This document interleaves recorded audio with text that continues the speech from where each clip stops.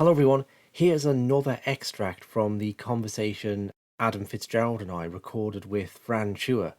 We're asking Fran about the psychopathic mindset, and Fran is referencing her article series on 9/11, and we also branch out to look at the role of psychopathy in the wider geopolitical arena. Fran also talks about how people who aren't psychopathic can be induced into evil actions.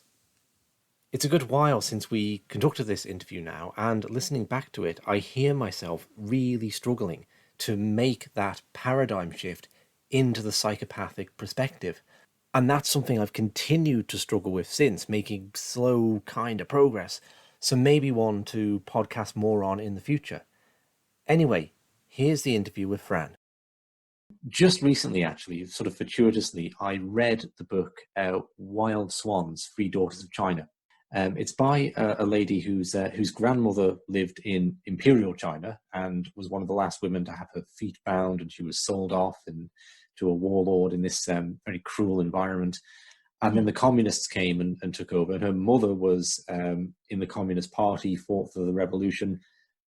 You can totally see why they did that and everything they thought that was going to bring.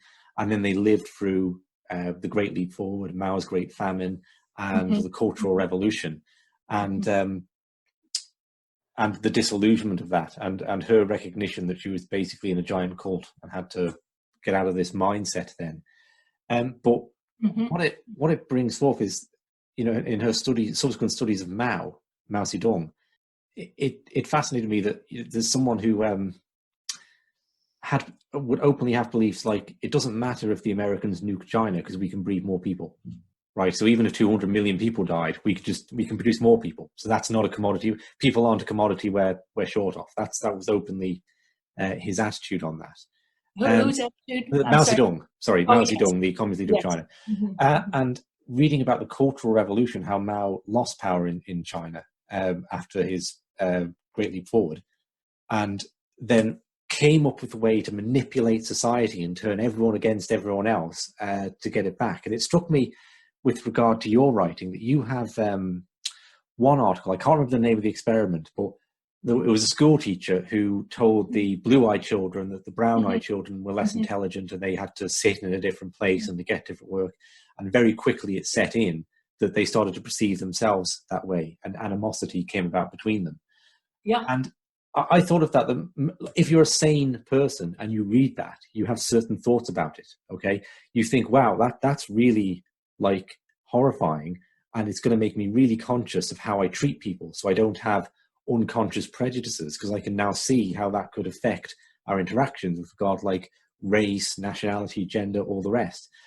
But then it occurred to me, like, not everyone would see that way. There's a percentage of people who would look at that and go, that's really interesting. I could use that to manipulate people and get myself above them in some way and control them. So it's one of the things that I constantly wrestle with, because I'm thankfully not psychopathic myself, I don't think, and I have to think about, okay, like, there are people who see the world the way I might approach playing a computer game, where life doesn't matter so much and all the rest. So what's been your sort of understanding approach to that, of trying to see the world from a perspective that is like completely alien to our own, and come to understand that and what its motivation is, and how can people go about that? Yeah, and I just, by the way, recently watched this wonderful documentary called China, A Century of Revolution. And I don't know if you've seen that, but it is excellent. And it gave me such a understanding of those people's history and what they went through. It was nothing like our history in America. I mean, we're very lucky for the history we've had, but boy, they suffered through so much. But yeah, well, the reason I wrote the segment on people without conscience, which would be the true sociopaths or psychopaths, is because I ran into so many people who told me, I just can't go where you've gone, to believe that even one person in our government, even a few, would do this. It's something, I just can't go there, And another person who said, Fran, what kind of monster would have done this? Like related to talking to me about 9/11. What kind of monster would have done this? And they're good people. And they're people who believe, like you say, everyone else is like them. They're basically good people. And they have empathy and they have a conscience. So I, needed to read up on psychopathy and write on that. And what I learned was amazing is that with the psychopaths or the true sociopaths, I just use those words interchangeably, these people are actually very emotionally handicapped, is the way I like to look at it. I like to try to have compassion for everyone, even the psychopaths, because I think of it like this. What if I had a son who was a psychopath? What would I want for him? I wouldn't want to see him as a monster. I'd want to see him as a handicapped person, a person who needs to be kept away from society, yes, but a handicapped person who is very emotionally deprived. And so as what I learned from it, my main source of information with Martha Stout's book, The Sociopath Next Door, and what I learned from that is that these people actually have a very different brain scan. You do the SPECT brain scans. Their brain scans show a certain pattern. There are certain parts of the brain that are reduced in volume. And there's other parts of the brain where it's like not reduced in volume, but it's something to do with the function of the brain. It's just not working like other people. And so you can recognize by seeing these brain scans, you can recognize the psychopathic brain scan. And that's basically, in my opinion, the only way you can really determine if a person is a true sociopath or psychopath is by that abnormal brain scan, and we have to just feel sorry for people like that. Yes, keep them away from society, but we have to feel they can't love. They have no sense of what love is. They can't feel real joy. They cannot feel empathy. They have no sense of conscience. And so we need to recognize who they are and keep them away from society. And interestingly enough, in our society, we reward the psychopathic behavior. In other words, we reward especially men who will be dominating and who can make a ton of money. Doesn't matter who they screw along the way. We reward dominance and power. And so it's not like other societies, like for example, I read that in Taiwan, there's a moral community kind of consciousness, and the percentage of people who are found to be sociopathic is much smaller than in the U.S. It seems to be growing in the U.S. Another example is the Inuit, who would have to be a very cooperative culture. And if someone came who had those psychopathic tendencies, they would put up with them as long as they could. And then their way of dealing with that person would be, let's say he's raped the women, he's stolen things. He just keeps doing all this behavior that they cannot tolerate anymore. They take him on a hunting foray, and with some of the men, and when no one's looking, they push him off the ice into the ocean. They have their way of killing that person, of dealing with them, so that tendency is not rewarded in that society. It is rewarded in our society. And so some of these people, most of them are not killers, but some of them are killers, and they can kill without any remorse. They have no remorse. They don't have the capability of remorse. That's one of the things they lack. And so you can imagine some of these people, power is the main thing that they want, is power, whether it's power over their family or power over a nation. And so these are the kind of people who will tend to rise toward power, So the studies say there's anywhere between 1% and 4% of our culture in America are psychopathic, which is really huge. It's really a lot of people. That's 1 in 400 in 100 people. That's a lot. But there are other people who are maybe not true sociopaths, but do not have the capacity for empathy or much of a conscience. And those are the people I mentioned in my that article, which are people who are have reactive attachment disorder. They have not been able to attach as an infant to one caretaker, and so they're actually I'm pretty sure they're brain damaged as well, from not having the nurturing that they needed in life. So there's people with attachment disorder. There's people who are extremely narcissistic, who just need to be. They're also in it for power. They need lots of power. They're very much attached to their image and their need for power. And there's people with borderline personality disorder. These are all people who are emotionally deprived as well. Not as bad as the true psychopath, the true sociopath, but it's still there. Let me ask you about those degrees, because what I see when I look at like the history of violent situations is people will tend to in-group and out-group very quickly. Okay, so you have Israelis who will set up deck chairs to watch the bombing of Gaza when that's going on as a kind of entertainment. Okay, and that seems like demonic to us. Except I've been to Belfast quite a few times in my life, and it's one of the nicest places you'd ever go.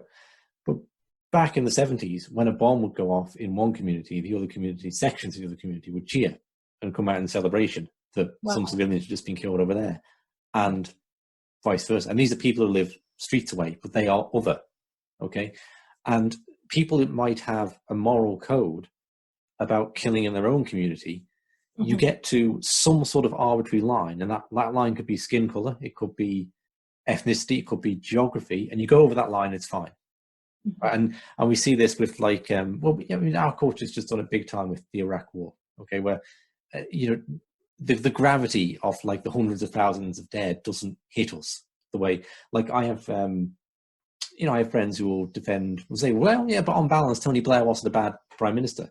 But if he'd done to London what he did to Basra or Baghdad, they would, if the sections of London blown up and people lying dead in the streets, no one would say, oh, well, maybe he's not a bad guy. This guy's a monster, right? But because it happened over there, it doesn't, even really people who are very nice in the day-to-day interaction, we don't get murder at a distance the same way.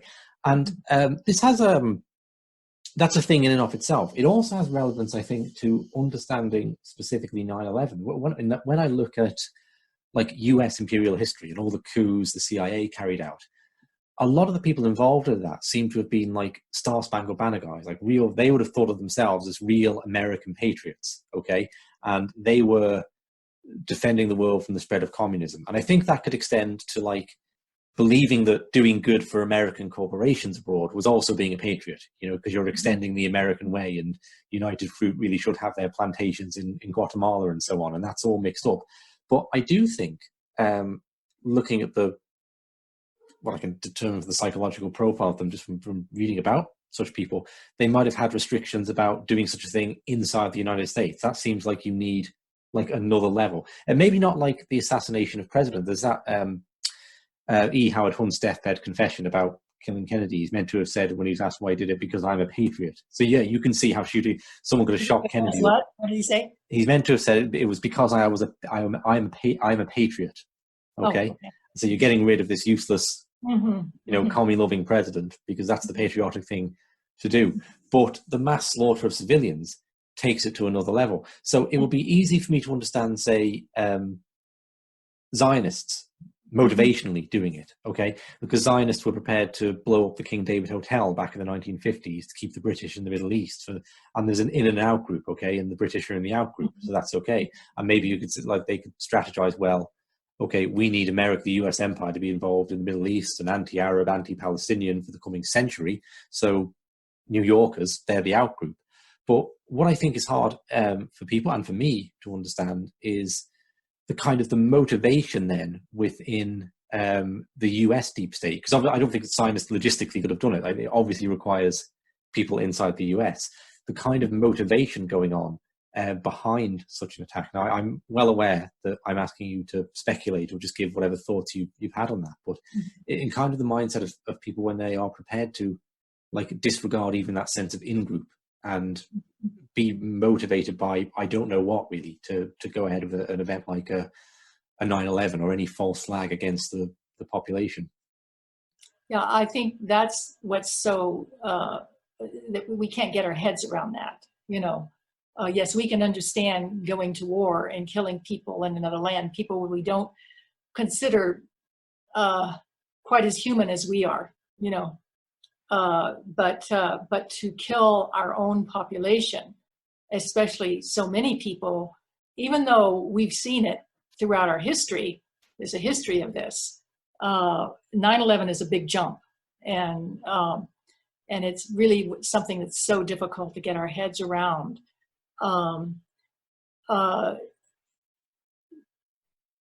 So we don't know if all of the operatives were Americans or not. There's a lot we do not know, but a lot of the operatives had to be Americans. They couldn't have been anyone. There had to be some of the operatives that were Americans in probably intelligence agencies and that sort of thing. Probably Dick Cheney knew exactly what he was doing. Probably Rumsfeld knew exactly what he was doing. And by the way, I do think Rumsfeld is a true sociopath. That's my Cheney. I haven't decided yet, but whether it's narcissism or sociopathy. But so it is really, really hard to get our heads around it, and because a lot of these people are not sociopaths who do this, and not everyone could have been a sociopath who placed the explosives, who planned it. Not everyone was probably a sociopath. So how do we get our heads around that? Well, I can go halfway. I don't really know. I just know, well, here's the evidence, So here's my difficulty. One thing that I come back to is Theodore Roosevelt wrote a letter back in his day where he commented that it would be a good thing if a foreign navy, a European navy, attacked and burnt New York down, okay? Because the Americans were just a lily-livered bunch who didn't have the stern, manly stuff to go out and forge an empire into the world. And an assault like that would bring it about. And of course, Theodore Roosevelt was around when you have the kind of quite dodgy incident happening with the destruction of the USS Maine and then the Cuban and Filipino wars. So there's that.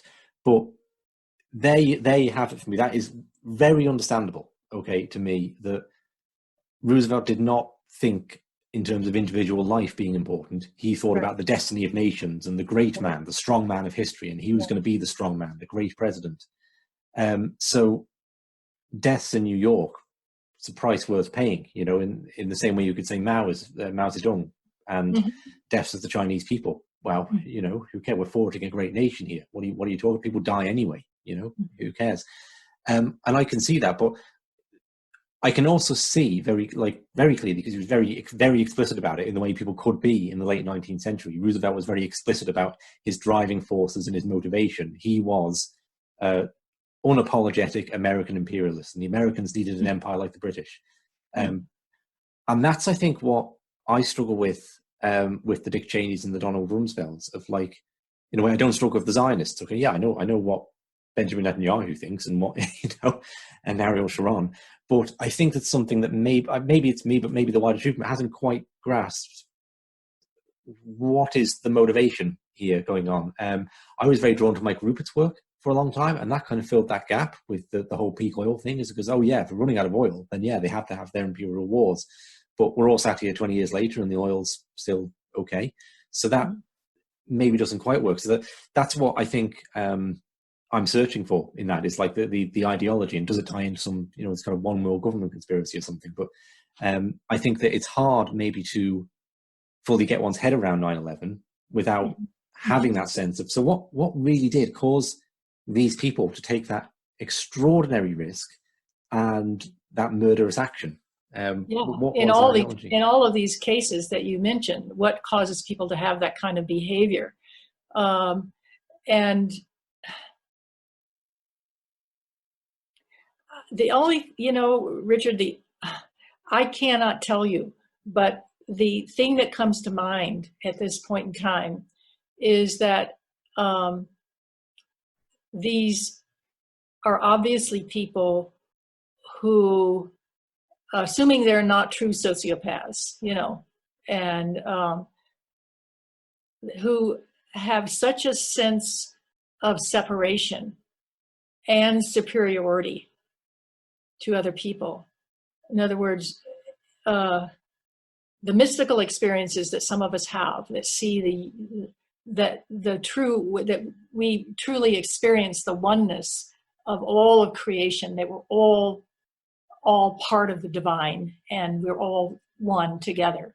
In other words, that they are so far removed from their true nature and their true identity, and they're so caught up in their image of being separate and superior that they lose the sense of compassion and empathy for other people.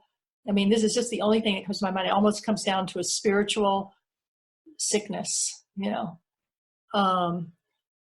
So I also imagine people who have grown up in families who are very, very privileged, families who are very wealthy, who are very privileged, who grew up from infancy on being taught that they are superior, that they are exceptional, and far different from the rest of humanity.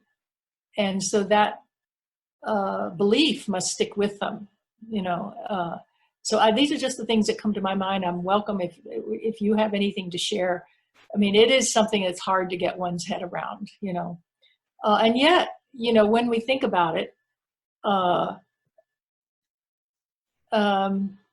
maybe we have that capacity. Maybe every one of us has that capacity to separate ourselves so completely from other people that we can not be horrified at the thought of destroying thousands of other lives.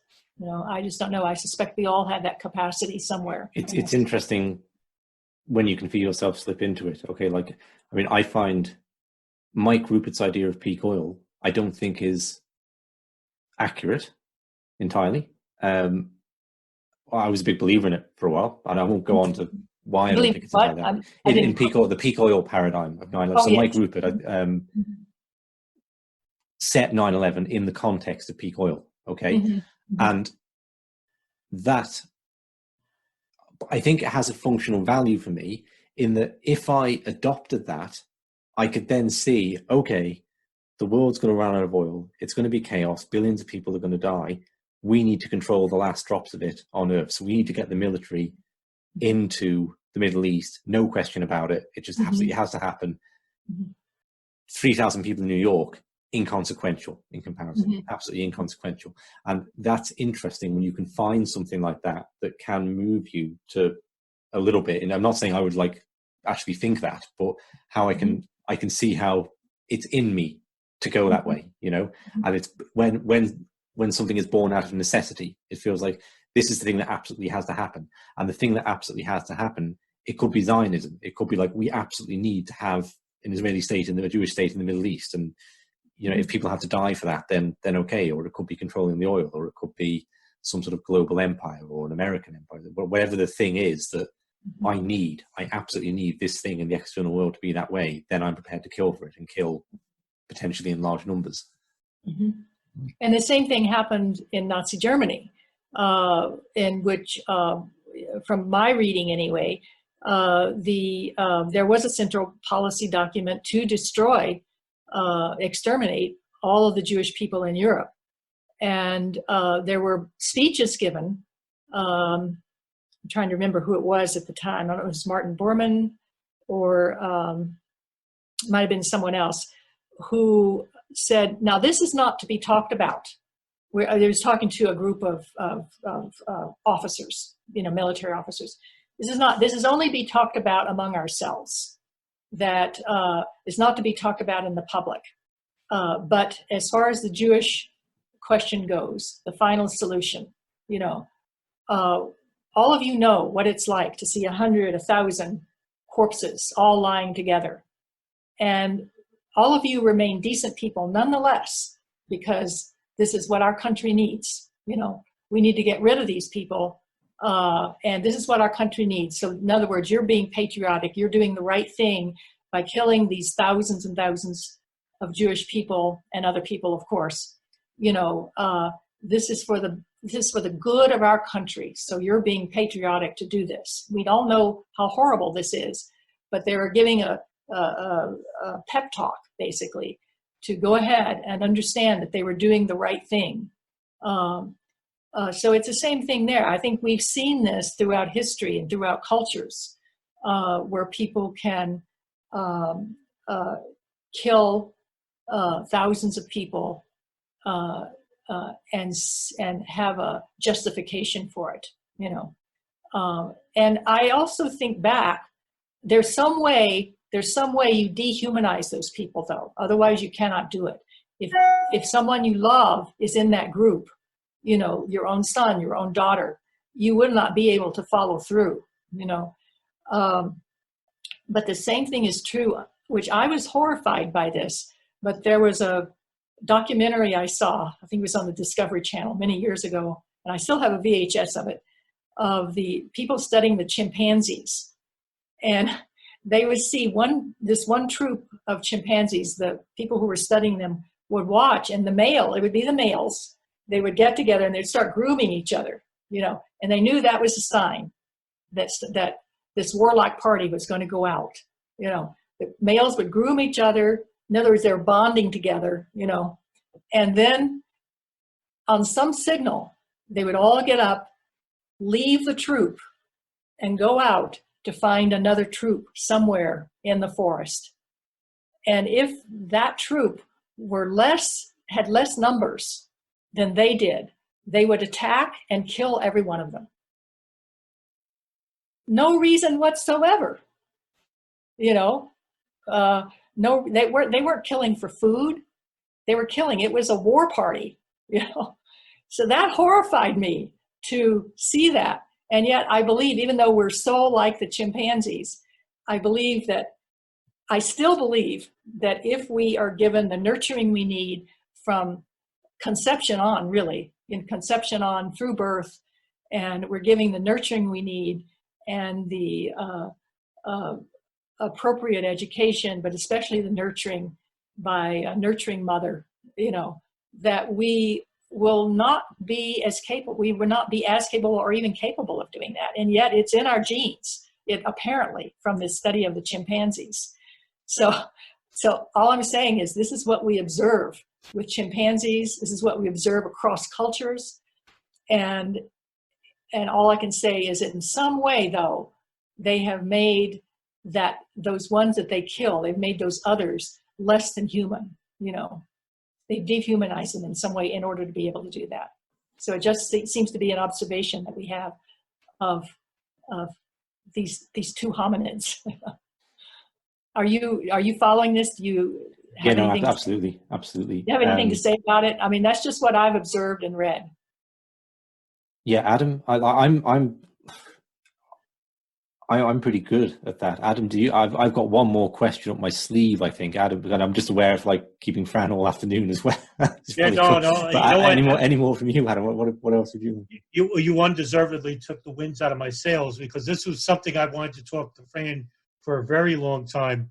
But I thought you answered it well. But just to reiterate, this is something I've always believed with 9/11, but I barely have ever spoken to anyone about. And that is the multiple layers of apathy that can be shown in regards to September 11th, 2001. Yes. What we know as a public and what has been broadcasted by the media, and is almost like a quote unquote official narrative, is that we see the hijackers as nothing more than fanatics, and that they're void of any human empathy. And so we broadcast this throughout the world. But I think that is selling the public short. And what I want to almost expand upon is that in each instance detailed regarding the multiple actors that are involved with 9/11, people were either harmed and killed. Now, examples are shown from like the hijackers' motivations and goals, which are different than, say, the intelligence apparatuses, foreign and domestic, whose motivations were protecting the hijackers and allowing them to conduct operations, and which are different from the State Department, who denied, or helped cover up the crimes of 9/11, so that judicial agencies couldn't prosecute properly the hijackers and their crimes, or the people who funded these hijackers. All in all, each entity helped create this level of apathy, but they were for different reasons. Now, when we look at the hijackers, we think they're the worst human beings on planet Earth for what they did. But we don't look at people like George Bush or Rumsfeld or Cheney, who went and created a war based upon a false narrative on Iraq, which helped killed over 1 million people. And people don't look at that and say, well, you know what, that's the cost of war. But when you look at the hijackers' motivations, in which they killed 3,000 people, it's almost as if that's an uncomparable notion, as opposed to what the State Department and what the intelligence apparatus helped killed over 1 million people. Yes. Could you give me your thoughts upon the multiple levels of indifference and how they're could be egregious for another, or are they similar? It's interesting. It's reminding me of those experiments, the authority experiments by Stanley Milgram, in which 2/3 of the people who were asked by an authority in a white coat to pull the lever to the point of giving 450 volts of shock to this learner, this student, knowing that the student had, or believing that the student had a heart problem and could die from pulling that lever.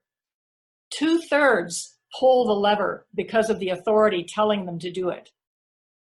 It was shocking to me when I learned that. I was in undergraduate school when I learned that.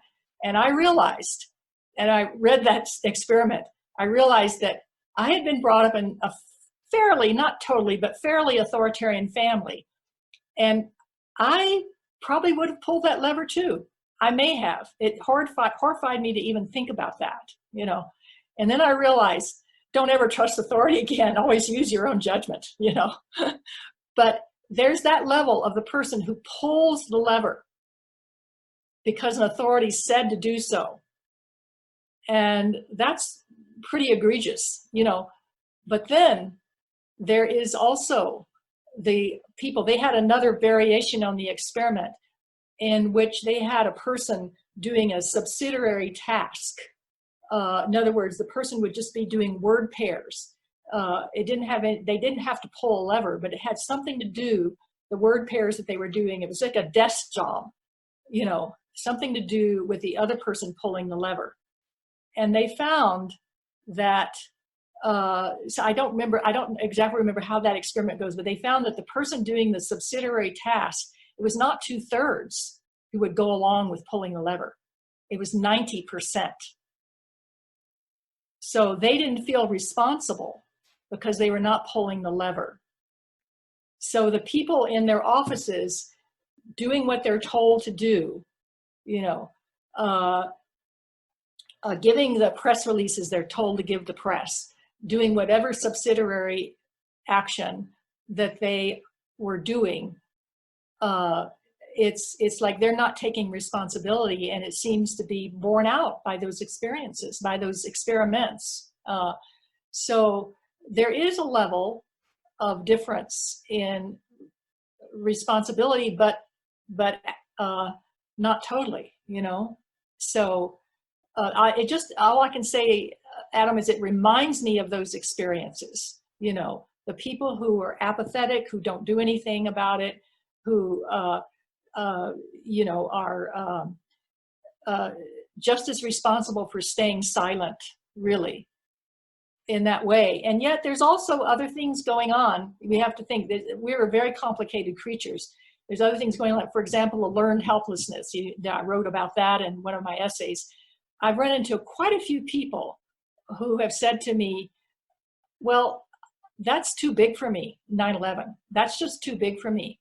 I can't deal with this. It's way too big. I'm going to deal with something I can deal with, So I don't know if it's true or not, but those people could have something in their background, some kind of trauma or something where they learned helplessness, and they can't go for the big issues for which they might become ostracized from their family or their community, for which they might get criticism, or that might stimulate so much fear they don't know what to do with it. So that we were very complicated creatures. So I really don't know the answer to the question. All I know is what it reminds me of. I have one more question if you have time before we Okay. close. And it's about the chimpanzees. So the chimps are creating this really strong in-group by having an out-group, okay, where they're really grooming and bonding with each other. And people say this about the war here, that the society was never so connected as when we were killing Germans. That was a wonderful time. So essentially, there's a sense of oneness being evolved, but a false sense, okay, and a really destructive sense. And this is what cults do, okay? So then my question pertains to, for a lot of people, 9/11 wasn't only a temporal awakening to what goes on in the world, but it also opened them up spiritually in some sense. And I think I've met a lot of people who, seeing the collapse of Building 7 or something has not only been the start of a political journey, but it's also been the start of a spiritual one. It's almost like a portal that's taken people into deeper questions about the meaning of life and human nature and so on. And I've heard you reference a study of near-death experience. You've spoken about spiritual experience today. So I wonder how you see a connection between those two worlds, it's a question that people put to me sometimes, but it's not something I have a finalized answer to. Like, is there a connection between the two, or am I artificially sticking them together? But between the geopolitical and the events and often violence of the world, and then this greater spiritual reality, what are your thoughts on how do they relate for you? Yeah, I think if we don't have a strong spiritual understanding, it will be very difficult for us, all of us, to receive all of this dark information. It's very difficult information, and know what to do with it. And for some people, like you say, being shocked by these events may lead them to greater spiritual understandings. But I do feel strongly that if we don't have a strong spiritual basis, a strong spiritual understanding of who we all really are as human beings, that we will have a very, very difficult time with the horrific events that we are faced with in our world. And it doesn't mean that it's a cop-out. It doesn't mean sometimes I see some of my New Age friends say, oh, Fran, it's all perfect, right? And to me, I call that the New Age cop-out. Because it's just an intellectual thing that they've heard and they're repeating, so they don't have to look, And that's not what I'm talking about. What I'm talking about is a true spiritual understanding of who we really all are. Every one of us, every not accepting anyone, even the psychopaths, who we all really truly are. Once we have that deep understanding, we have a container for being able to receive this horrible information that's coming our way, and to stay in a sense of equanimity about it, So I think they definitely, the world, we're being told by spiritual people that the world is our school, that this is where we learn and this is where we grow spiritually and that sort of thing. So I'm hoping it's true. I think it's true for me, but I don't know, what can I say? I'm very ignorant about all that. Thanks for listening, everyone, and do check out Fran's article series on the 9/11 attacks. I'll link to it in the comments box below.